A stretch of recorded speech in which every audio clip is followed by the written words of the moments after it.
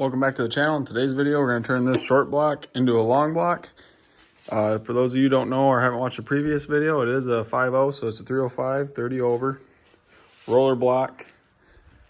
It's got a set of Vortex heads. There's the head number. And then I got the cam card over here. Show you what kind of camshaft's in it. It's a roller cam, Summit, 540, 550 lift. Thing about these heads with these beehive springs and offset keepers, I learned all this by watching, it's called Cutter's Performance on YouTube, and he found a way to do it without having to get the heads machined to run that much lift with a Vortex head. And I'm going to put the link to that in the description so you guys can watch that and see how I set these heads up, because I believe he does a lot better job than I could ever explaining what's going on and why he's doing what he's doing. So if you guys are interested in doing something like that with a Vortex head, definitely give it a watch. Heads are machined for guide plates. I port matched or gasket matched the heads and the intake, running a single plane intake on this engine.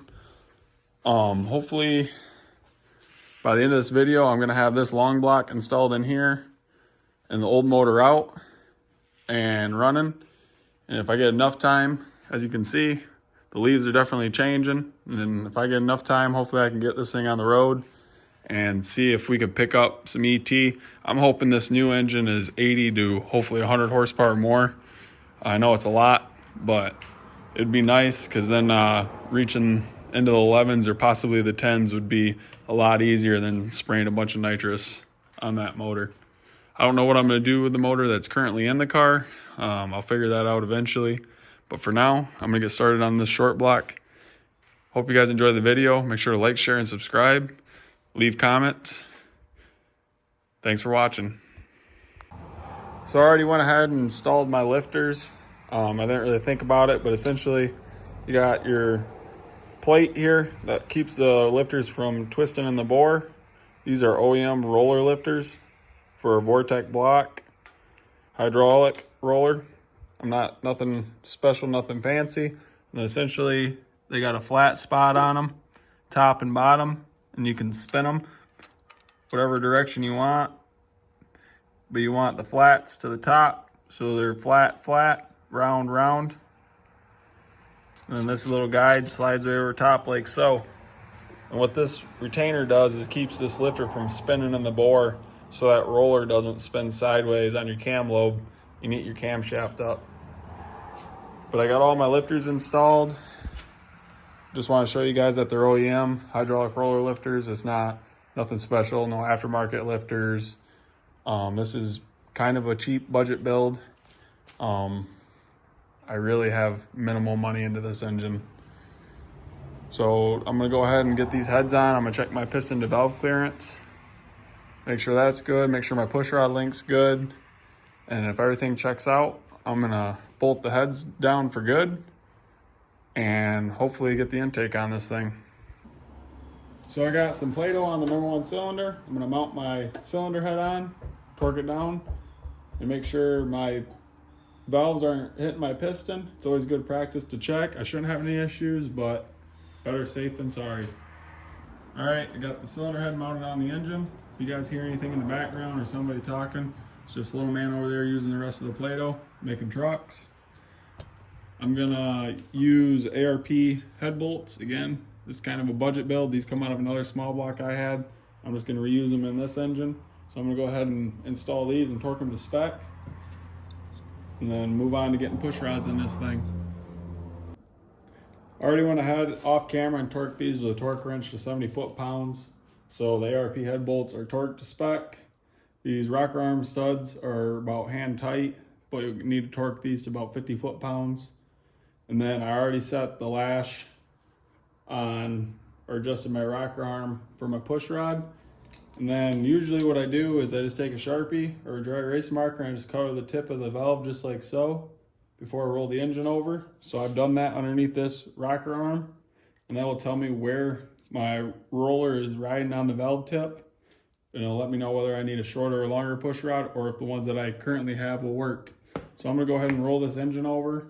Also, I'm only putting the rocker arm on the intake side, because for this camshaft, it's 550 on the intake, 540 on the exhaust. So if it clears piston to valve on the intake side, it's gonna clear on the exhaust. So I'm gonna roll this thing over and then pull my rocker arm off.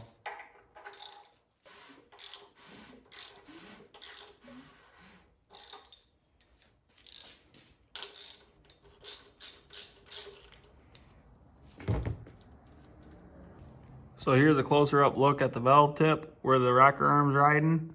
It's not horrible, but it's not ideal. I kind of want it to ride up a little bit higher, more on the center of the valve. So for me to fire this engine up, I'll probably leave these push rods in there because I want to get this motor together as soon as possible. But I am going to go ahead and probably order a little bit shorter push rod and run those. So I'll swap them out once they come in. But for now, I'm going to run these because it's not horrible, but it's not ideal either. That's how you check your rocker arm and your push rod length. So I'm going to go ahead and pull these heads off and we'll look at the piston to valve clearance. I accidentally already pulled the Play-Doh apart off camera, but here's a look. You can kind of see right in there where the valve was touching the Play-Doh. This Play-Doh is pretty thick, so there's nothing, I mean, not a thing to worry about. Definitely not gonna have no valve to piston problems. I've seen people use Play-Doh putty. They make certain stuff for it, but Play-Doh works just as good. So I got plenty of room, nothing to worry about, which I kind of figured I didn't, but again, it's always good practice just to check, especially if you're checking your push rod length, and you know, you gotta take it back apart anyways. Only takes a few minutes, and it's worth a lot, you know, it could save you thousands of dollars, especially if you got a lot of money into an engine. But I'm gonna go ahead and get the Play-Doh out of this thing and hopefully get the heads bolted on, push rods in, and onto the intake. So I figured I'd save you guys some torture and having you watch me torque the heads down for 100th time. So I already went ahead and torqued them down to 70 foot-pounds, did the rocker arm studs at 50 foot-pounds, got the guide plates set. So I'm gonna go ahead and put the push rods in and rocker arms so I can seal this intake. Also got to put the little tray in here that holds in the lifters. Just a friendly reminder, when you're doing your head bolts and rocker arm studs, definitely use thread sealer on a small black Chevy because they do go through the coolant passages, and what you don't want is coolant in your oil or vice versa. Leads for a bad day. So I'm gonna go ahead and do that, and we'll hopefully be putting the intake on and starting to pull this thing out of the Firebird.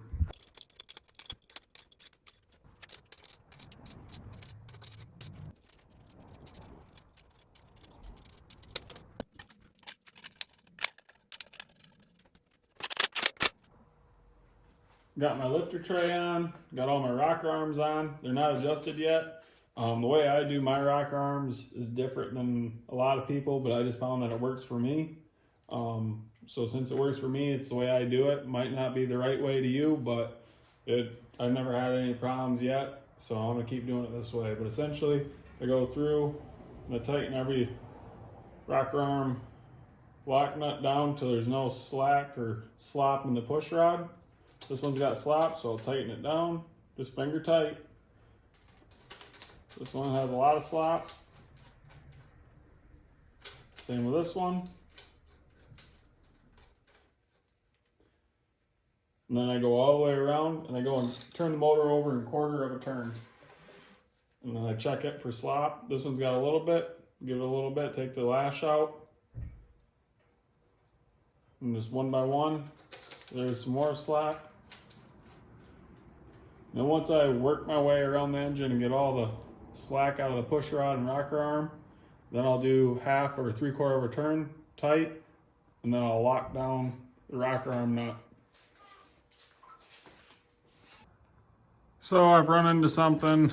I've had these rocker arms for a long time and haven't had anything to use them on, so I was going to use them on this engine. They are a roller, but if you look over here, they got like a stock style insert here, the center of the rocker arm.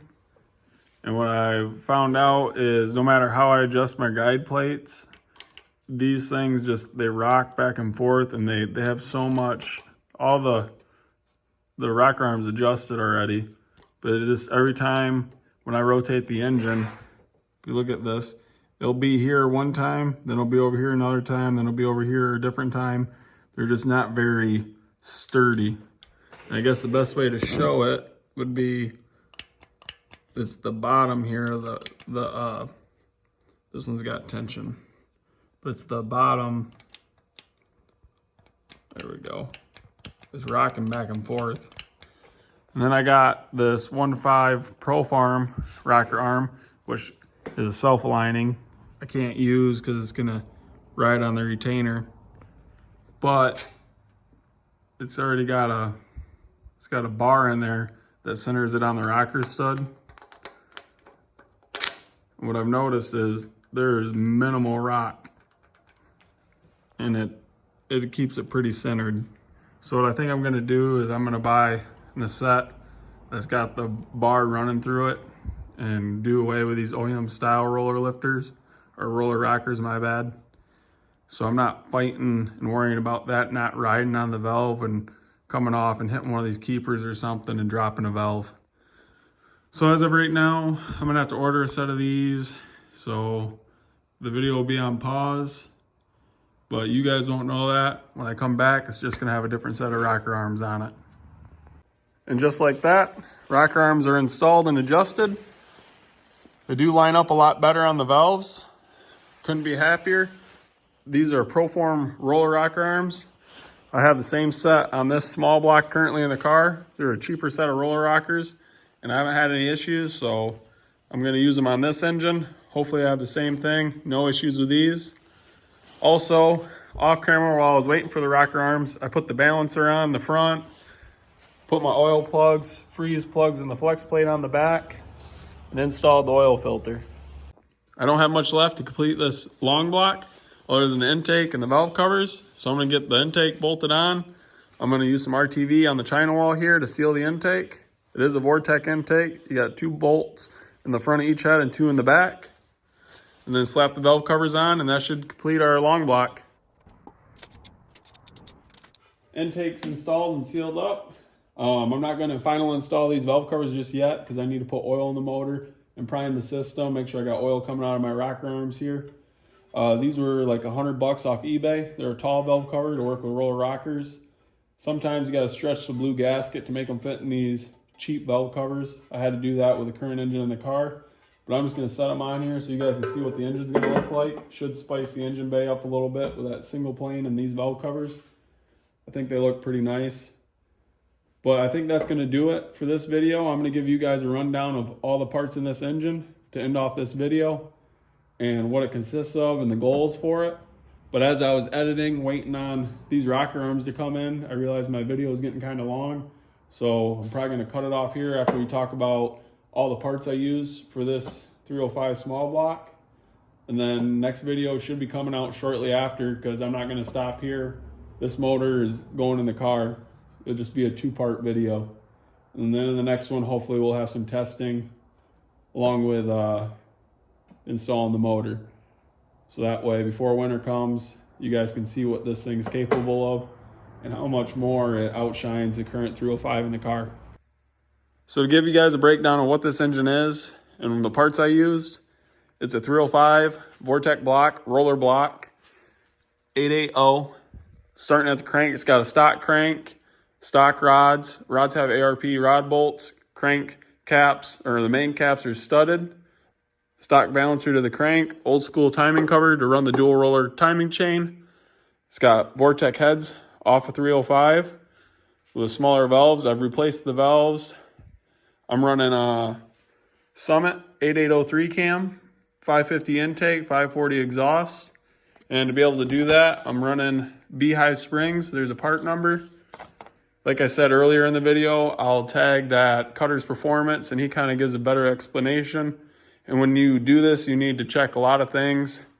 For example, you got to check your retainer to valve seal clearance, your installed height to make everything work. Every head's different. Other than that, I won't get too into that, but it does have a roller cam. It's got OEM roller lifters, Proform roller rockers, I did port the heads in the intake to match the gasket.